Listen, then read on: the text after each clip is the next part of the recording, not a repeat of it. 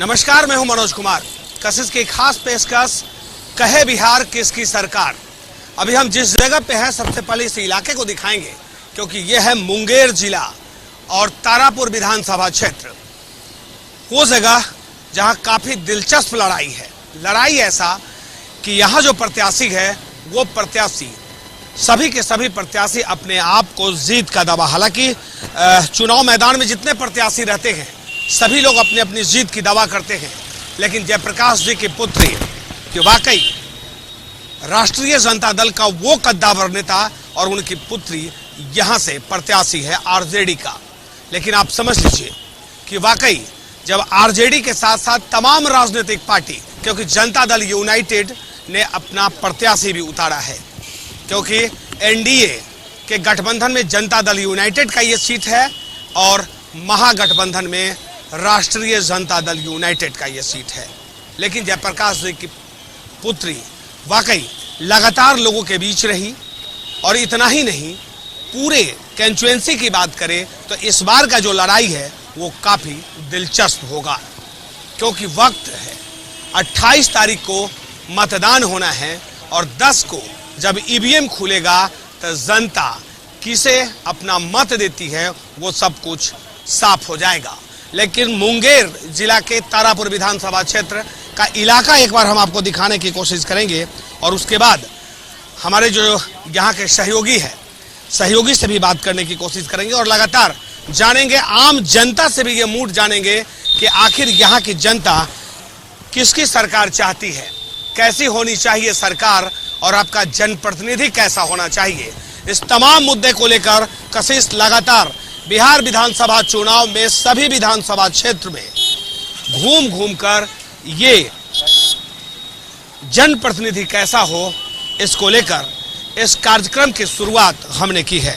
लेकिन आज जिस विधानसभा क्षेत्र में है, इस विधानसभा क्षेत्र के बारे में हमारे जो स्थानीय प्रतिनिधि है वो बताएंगे, और लगातार यहां से खबर कवरेज करते रहे हैं। पल पल की जानकारी कशिश आप तक अगर पहुंचाई है तो हमारे सहयोगी के माध्यम से, तारापुर विधानसभा क्षेत्र हो या मुंगेर हो, क्योंकि ये एक ऐसा इलाका जहां पे झारखंड और बिहार का ये बॉर्डर माना जाता है। ज्यादा वक्त नहीं लगेगा, थोड़ा वक्त अगर आपके पास है तो झारखंड पहुंच जाएंगे और उसके बाद बिहार में प्रवेश करेंगे। लेकिन उससे पहले हम अपने सहयोगी से आपको रूबरू कराते हैं और यहाँ का जो राजनीतिक परिदृश्य क्या है वो हम जानने की कोशिश करेंगे। सबसे पहले यहाँ का राजनीतिक परिदृश्य क्या है? देखिए, जो राजनीतिक प्रदेश है यहाँ भी तो उछल पुछल राजनीतिक है। कौन अभी सत्ता में आ गया, कौन जाएगा, ये कुछ कहने की बात नहीं। टसल है 3 प्रत्याशियों के बीच। पहला तो पूर्व में भी जेडीयू के विधायक मेवालाल हैं, दूसरे जो केंद्रीय मंत्री पूर्व में रह चुके जयप्रकाश जी, उनकी बेटी दिव्य प्रकाश जी हैं। माना जाए ये दोनों में आमने सामने का टक्कर रहेगा। और तीसरा ऑप्शन है रालोसपा के पार्टी उपेंद्र कुशवाहा, जितेंद्र कुशवाहा। तो ये देखने वाली कि 3 दोनों में कौन सा जीतेगा, किसके सर ताज होगी, ये देखने वाली बात है। अगर बात करें विकास की, तो विकास के नाम पर यहाँ सुन नहीं रहा है, सिर्फ पब्लिकों को छला गया है। ना यहाँ शिक्षा है, ना स्वास्थ्य है, ना सड़क है। यहाँ की अगर जो ठेला चालक है वो डेली 100-200 रुपये नहीं कमा पा रहे हैं, इस तरह का ये समस्या है। अगर नाली की बात करें तो नाला बना है, पानी नहीं है, पानी बह रहा है। सड़क आप देख सकते हैं, फुटफॉल ज़्यादा है लेकिन रोजगार नहीं है। लोग बाहर से आके बैठे पड़े हैं बेरोजगार होकर के। पढ़े लिखे लोग क्या करें, ठेला चला रहे हैं। ये बहुत सारी समस्या हैं। अगर गिनाने बैठे तो रात हो जाएगी, सालों लग जाएगी, लेकिन दूर करने वाला वाकई लगातार ये हमारे स्थानीय सहयोगी है, लगातार खबर यहाँ से कवरेज करते रहे हैं। विकास बड़ा मुद्दा होगा। हालांकि पूरे बिहार विधानसभा की बात करें तो पूरे बिहार में विकास बड़ा मुद्दा है। पलायन कैसे रुके, इस पर भी युवा अपने जनप्रतिनिधि से ये सवाल कर रहे हैं। लगातार यहाँ के विधायक रहे हैं, उनको भी जवाब देना पड़ेगा। इतना ही नहीं, क्योंकि हम हर कार्यक्रम में कहते हैं कि ये वक्त है हिसाब लेने का और देने का। तो ये वक्त है कि वाकई हिसाब लेने का, देने का। पलायन एक बड़ा मुद्दा है और बेरोजगारी के कारण लोग पलायन कर रहे हैं। पूरे बिहार की बात कर लें तो पूरे बिहार में हर जगह पलायन बड़ी समस्या है। युवा जो है कि दूसरे स्टेट में चले जाते हैं, उसको लेकर आपको क्या लगता है कि यहाँ के जो जनप्रतिनिधि हैं, क्या इससे पहले उन्होंने कोई 5 साल की बात अगर हम कर लें तो 5 साल तक उन्होंने, क्योंकि सरकार भी उनकी रही है, जदयू की सरकार रही है, जदयू के विधायक रहे हैं, तो उनका क्या सोच रहा है? देखिए, उनका सिर्फ सोच ये रहा है कि माल लेना और अपने पास लेके बैठ जाना, विकास के नाम पे कुछ नहीं करना, शून्य विकास के नाम पे। देखिए, अगर आप शिक्षित होते हैं, सबसे पहले मैं आपको बता, अगर युवाओं को शिक्षा मिलती है तो युवाएं खुद वो रोजगार कर लेगी। ठीक है, इतना बड़ा तारापुर है, 3 जिला सटा पड़ा है, बांका, भागलपुर, मुंगेर, ये खुद जिला है। ठीक है, और उसके बाद 3 जिला सटने के बाद भी यहाँ कुछ नहीं, शून्य है। विधायक जी ध्यान देते नहीं, स्वास्थ्य व्यवस्था चरमराई है, शिक्षा व्यवस्था चरमराई है। पहले क्या मध्याह्न भोजन देते थे लोग, बच्चे डर से पढ़ने जाते थे खाने के लालच से, वो भी शून्य है। तो सिर्फ एक लूज खटोस का अड्डा बना पड़ा है तारापुर विधानसभा। जी सही, आपने कहा कि बड़ा मुद्दा है, एजुकेशन बड़ा मुद्दा है, और एजुकेशन के साथ साथ स्वास्थ्य, यानी मूलभूत सुविधा मनुष्य को जब तक नहीं मिलेगा तब वैसा जनप्रतिनिधि चुनने से क्या फायदा। और कशिश भी लगातार आपसे अपील कर रही है कि आप वैसे जनप्रतिनिधि को चुने जो आपके लिए हर वक्त तैयार रहे, यानी जनता के सुख दुख में रहने वाला जनप्रतिनिधि को आप चुने और अपना मतदान जरूर करें, क्योंकि वो आपका मौलिक अधिकार है और इस अधिकार का हनन न होने दे। वोट जरूर करें, लेकिन जनप्रतिनिधि वैसा चुने जो आपके लिए हो, आपके समाज के लिए हो, आपके विधानसभा क्षेत्र के लिए हो, कि हर वक्त आपके कंधों में कंधा मिलाकर चलने वाला जनप्रतिनिधि हो। एक सवाल किसानों को लेकर, आपको लगता है कि इससे पहले के जो विधायक रहे वो किसान के बारे में उनके पास में कोई विजन रहा? कोई विजन नहीं रहा। इससे पहले जो विधायक रहे हैं मेवालाल चौधरी जी, उनके पास किसानों को लेकर कोई विजन नहीं रहा, और सिर्फ किसानों को लेकर ही नहीं, हर एक क्षेत्र में इनका कोई विजन नहीं रहा। जैसे कि स्वास्थ्य का क्षेत्र हो, तारापुर में इतना बड़ा एक हॉस्पिटल है, उसमें भी डॉक्टर, आप यहाँ तक कि अगर किसी का हाथ टूट जाता है तो यहाँ पे भी एक्सरे करने का ही उपलब्ध है, बाकी आप पट्टी बजा के प्राइवेट में करवाइए। मतलब स्वास्थ्य का चरमराया हुआ बिल्कुल व्यवस्था है। शिक्षा व्यवस्था बिल्कुल चौपट है। एक कॉलेज है RS कॉलेज तारापुर के नाम से, वहाँ पे शिक्षक उपलब्ध नहीं है, बच्चे को अच्छी शिक्षा नहीं मिल रही है। बेरोजगारी का ये आलम है कि मैं खुद एक ग्रेजुएट हूँ, सिविल इंजीनियर हूँ, मैं सिविल से मैंने इंजीनियरिंग की है, और अभी भी मैं बेरोजगार घर पर बैठा पड़ा हूँ पिछले 1 सालों से। देखिए, वाकई बड़ी समस्या है। तारापुर विधानसभा की बात करें तो तारापुर विधानसभा में समस्याओं का अंबार लगा है। ये हम नहीं, यहाँ की जनता कह रही है, क्योंकि जो जनता वोट करती है वो इस बार मन जरूर बना चुकी होगी।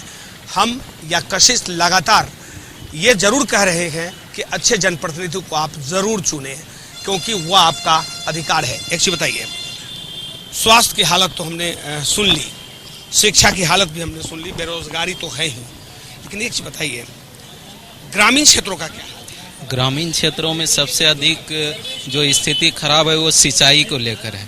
युवा के पास शिक्षा चाहिए और जितने भी जनता है उसे स्वास्थ्य चाहिए, और सिंचाई एक मूलभूत समस्या है, और इसको जब तक इस समस्या का निदान नहीं किया जाएगा, ग्रामीण या प्रखंड स्तर या छोटी इकाइयों का विकास नहीं हो सकता। लोकतंत्र में सत्ता का विकेंद्रीकरण जरूरी है, और उस विकेंद्रीकरण में जब तक निचली स्तर पे विकास नहीं होगा, ऊपर स्मार्ट सिटी के नाम पे कुछ बनाने से कुछ नहीं होगा, और हवा में प्रचार करने से कुछ नहीं होगा। जमीनी स्तर पे आके काम करना होगा। आप नल जल योजना का देखिए, अभी 7 निश्चय वो जो है वो डबल में फिर से डाला गया है कि फिर से रिपीट होगा, लेकिन आप पार्ट 2 में आप देखिए कितना, पार्ट 1 में कितना भ्रष्टाचार है।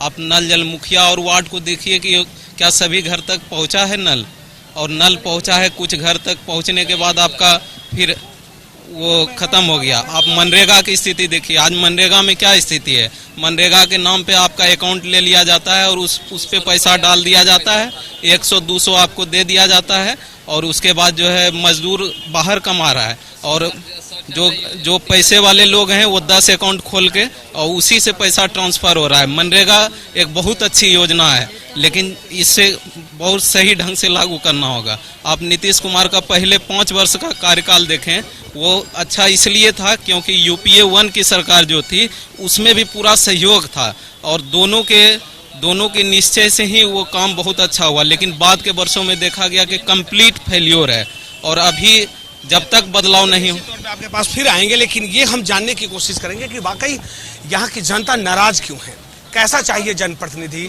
ये बड़ा सवाल है। और इसी मुद्दा को लेकर अभी हम तारापुर विधानसभा क्षेत्र में हैं, मुंगेर जिला का ये विधानसभा क्षेत्र है। हम जानने के लिए कैसा चाहिए जनप्रतिनिधि। सर हम लोग को एक शिक्षित युवा, हम लोग को शिक्षित युवा एवं युवाओं की ओर अगर रोजगार देने के लिए जो मुद्दा उठाया वैसा जनप्रतिनिधि चाहिए। तो हमारे युवा जो तेजस्वी यादव हैं, हम लोगों की बात को सुन रहे हैं, इस कारण से हम लोग आरजेडी को सपोर्ट करते हैं। जाहिर सी बात है कि बाकी जो जनता का बात सुनेगा वही जनता पर राज करेगा। ये कहा भी गया है कि उसी जनप्रतिनिधि को आप चुनिए जो लगातार उसको लगे और आपको भी लगे कि हमने जो डिमांड किया है वो जनप्रतिनिधि मेरे डिमांड को पूरा कर रहा है, वैसे जनप्रतिनिधि को सुने।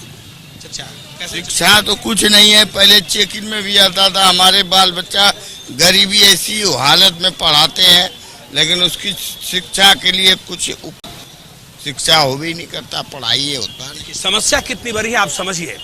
जो ये लोग हैं ये राजनीतिक से ताल्लुक नहीं रखते हैं, इनको कोई पता नहीं कि आखिर कौन राजनीतिक पार्टी है, लेकिन इनको इतना पता जरूर है कि विकास मेरे यहाँ नहीं हुआ, मेरे बच्चे स्कूल नहीं जाते हैं, अगर कोई बीमार पड़ जाए तो कोसों दूर जाना पड़ता है। इतना ही नहीं, यहाँ पर स्किल की बात करने वाली सरकार कि स्किल यहाँ पर दिखता ही नहीं है। लेकिन ये वक्त आ चुका है, वही वक्त है जो 5 साल हम इंतजार करते हैं और उसके बाद हम हिसाब मांगते हैं। तो ये आपका अधिकार है और इस अधिकार के तहत आप अपने जनप्रतिनिधि से हिसाब जरूर मांगिए, क्योंकि इस बार अगर चूक गए तो फिर 5 साल पछताना पड़ेगा। कशिश ये कभी नहीं कहती कि किसी एक व्यक्ति को आप चुने, वैसे व्यक्ति को चुने जो आपके लिए हर वक्त तैयार हो। अच्छा क्या बोल रहे हैं? ये 15 साल से हुजूर इसी तरह की स्कूल का धंधा है हुजूर, और हर चीज़ तो हर 15 साल से तो हर चीज़ का ही गिरता हुआ समझा जा रहा है हुजूर। अब हम क्या बोलेंगे हुजूर। जी हाँ, 15 साल से कैसा चाहिए आपको नेता? विकास हर चीज़ को बढ़िया चाहिए न हुजूर, जो कि सबको करे, सबको बच्चा बच्चू पढ़े लिखे। मास्टर जाता है जाकर को वहाँ बैठ जाता है, क्या जरूरी है हमको तिरगु लेकर हमको दरमाहा से कहाँ पढ़े या नहीं पढ़े बच्चा हुजूर, यही कहता है हुजूर। क्या कहें हुजूर, हम लोग को कुछ चलता है हुजूर। अब हम विशेष कहा कि राष्ट्र का विकास तभी होगा जब युवा वर्ग शिक्षित होंगे। जब यहाँ के बच्चा शिक्षित होगा तो राष्ट्र और राज्य के साथ साथ अपने विधानसभा क्षेत्र, गांव और पंचायत का विकास होगा। लेकिन अगर शिक्षक स्कूल में जाए और उसके बाद पढ़ाई नहीं कराए तो ये किसकी जवाबदेही होती है, बखूबी आप समझते होंगे और आपको भी आकलन करने की जरूरत है। एक चीज बड़ी समस्या है आपके विधानसभा क्षेत्र में, कैसा नेता होना चाहिए? नेता ऐसा होना चाहिए जो जनता के दिलों पे राज करे।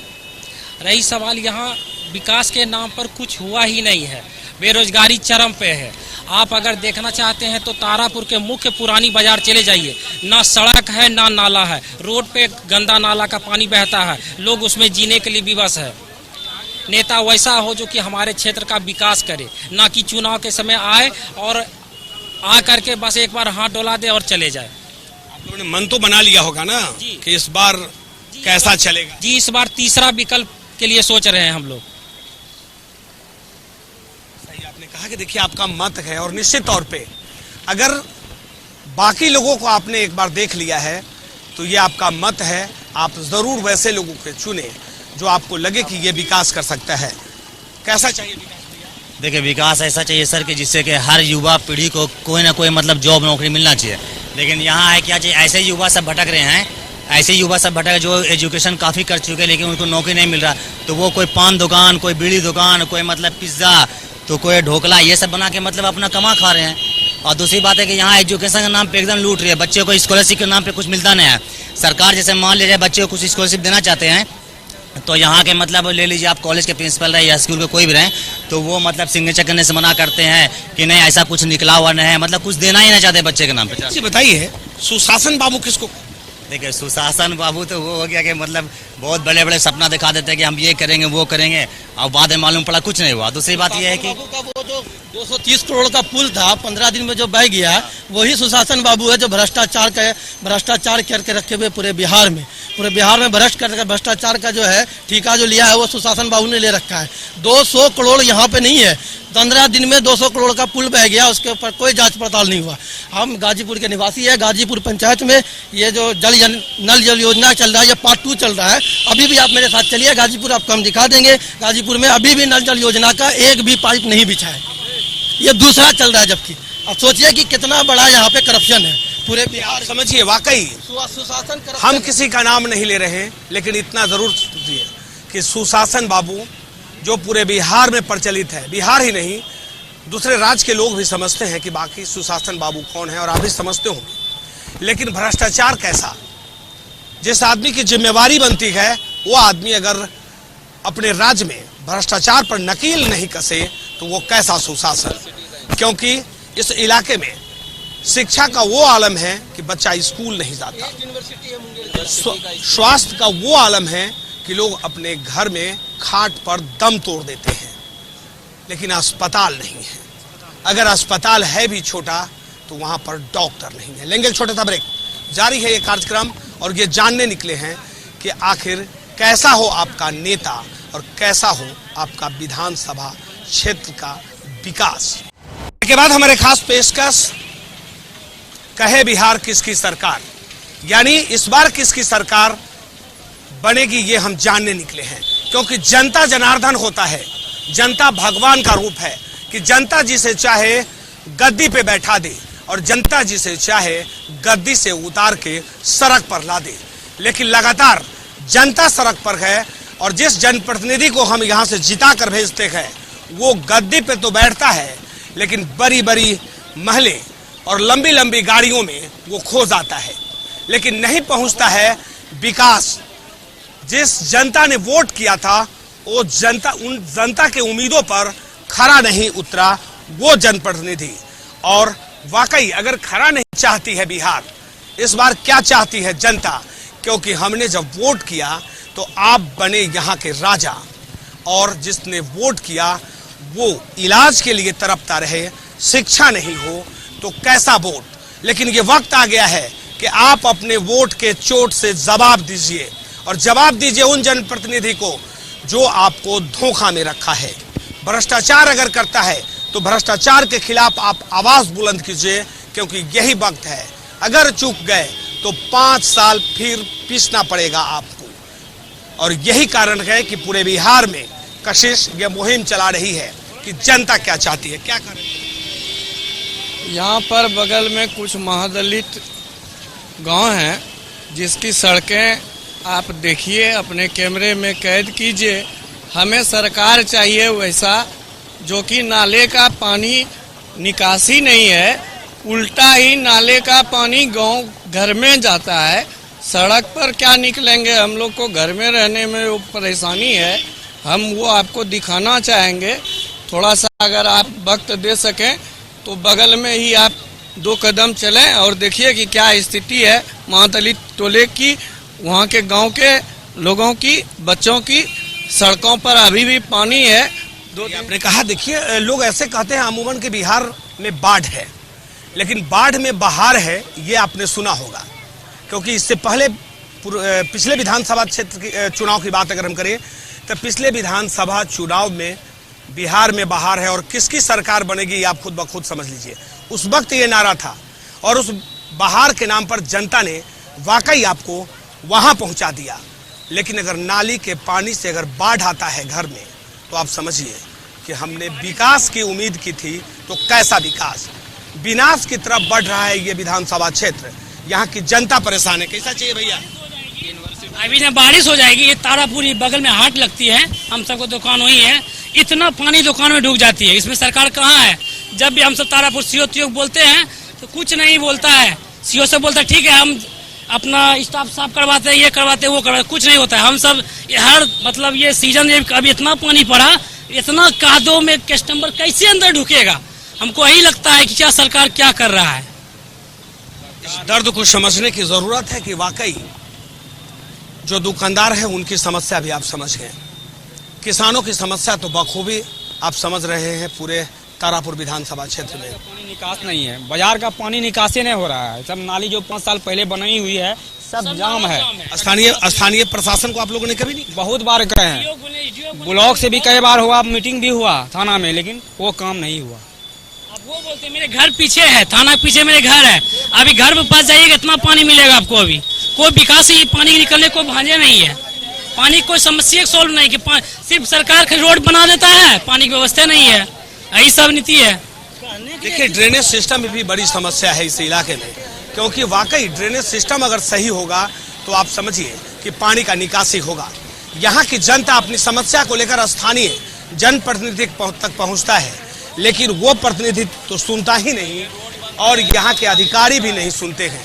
आप समझिए इस बाजार के दृश्य को आप देखिए कि इस पूरे बाजार में नाली नहीं है, आखिर पानी कहाँ से निकलेगी? कि मनुष्य के जीवन का सबसे बड़ा चीज है कि वाकई आप जिस जगह रहते हैं वह स्वच्छ होना चाहिए, नहीं तो आप बीमार पड़ेंगे।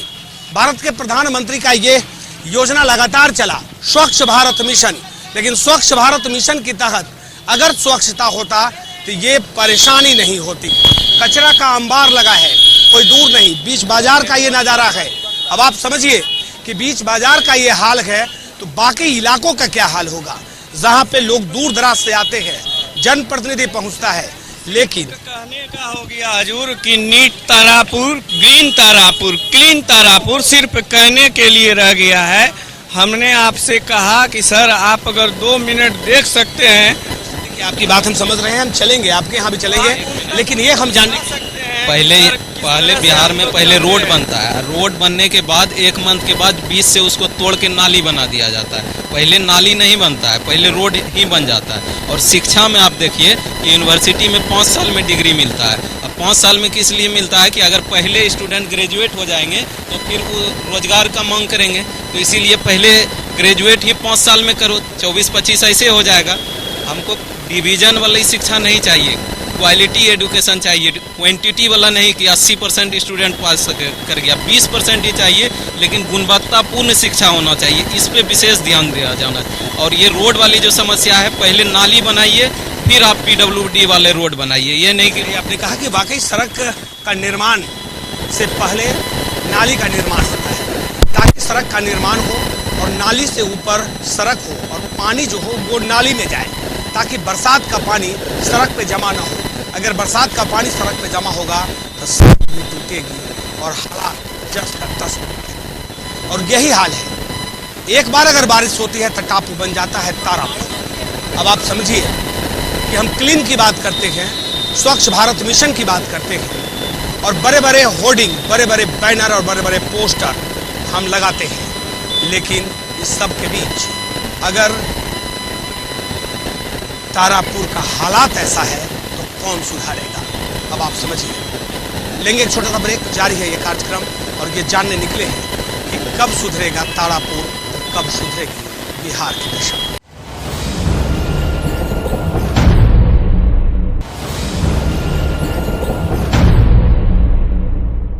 हमारे खास पेशकश में आपका स्वागत है और अपने कार्यक्रम के अंतिम पड़ाव पे है।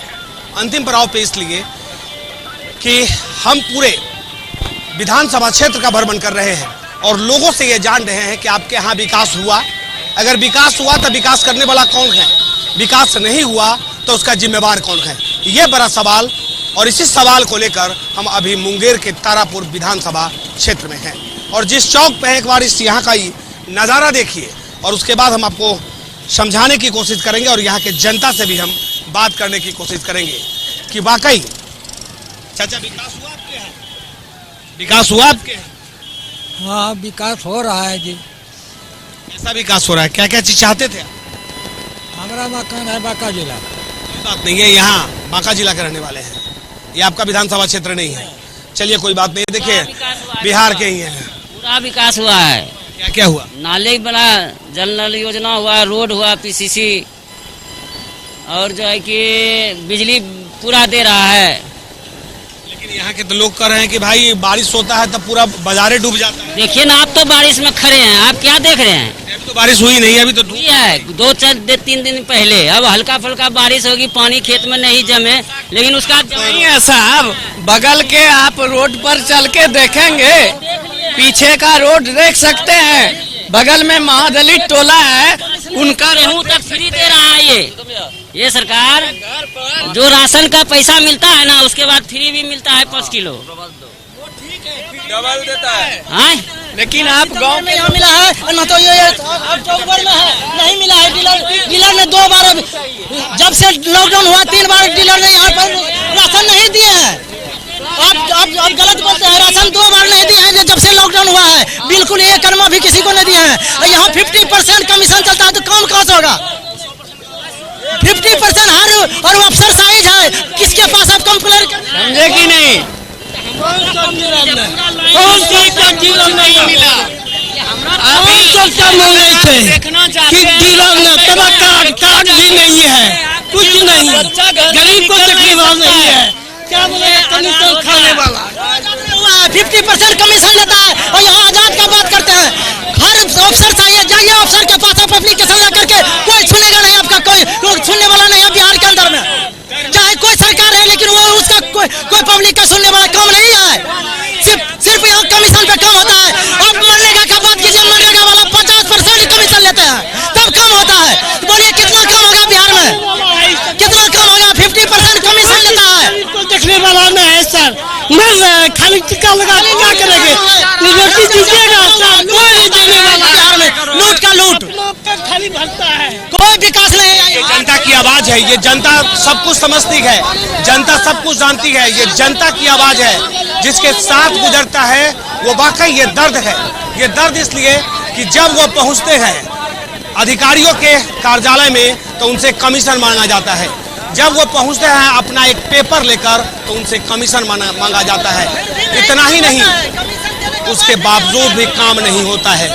और भ्रष्टाचार से भरा ये विधानसभा क्षेत्र इस बार जनता मन बना चुकी है, और वक्त आएगी, वक्त पर अपने वोट से चोट करेगी। यहीं पे संपन्न होता है मेरे कार्यक्रम। अगले कार्यक्रम में पुनः होगी आपसे मुलाकात नए मुद्दों के साथ।